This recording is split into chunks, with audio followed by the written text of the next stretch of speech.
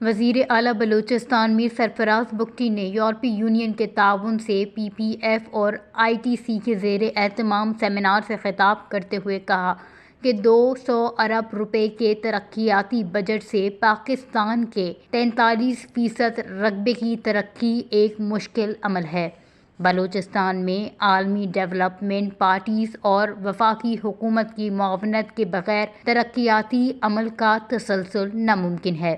بلوچستان میں پہلا کلائمیٹ اور women economic empowerment endowment fund قائم کر دیا گیا ہے۔ وزیر اعلیٰ بلوچستان کا مزید کہنا تھا کہ بیڈ گورننس اور کرپشن کے باعث نوجوانوں اور ریاست میں دوری آئی ہے۔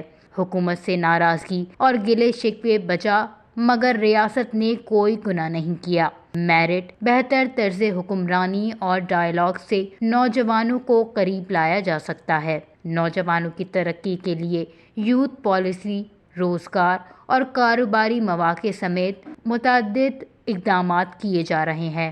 سرفراز بگٹی کا یہ بھی کہنا تھا کہ بلا سود قرضہ پروگرام کے لیے 16 ارب روپے مختص کر دیے گئے ہیں۔ عالمی سرمایہ کاری سے وسائل میں اضافے کے بعد نوجوانوں پر مزید سرمایہ کاری کریں گے۔ سی ایم بلوچستان کا یہ بھی کہنا تھا کہ کوئٹہ پر آبادی کا غیر معمولی دباؤ مسائل کو جنم دے رہا ہے۔ ڈویژن ہیڈ کوارٹرز میں سہولیات فراہم کر کے کوئٹہ پر بڑھتے دباؤ کو کم کیا جا سکتا ہے۔ سڑکوں کی کشادگی کے لیے زمینوں کے مہنگے داموں خرید کے دھندے اب مزید نہیں چلیں گے۔ وزیر اعلیٰ بلوچستان میر سرفراز بگٹی نے بلوچستان کے عوام کو بہتر اور معیاری زندگی فراہم کرنے کا عزم کیا اور کہا کہ گڈ گورننس کے قیام کے لیے کوشاں ہیں۔ نوجوان ہماری حکومت کی توجہ کا مرکز ہیں۔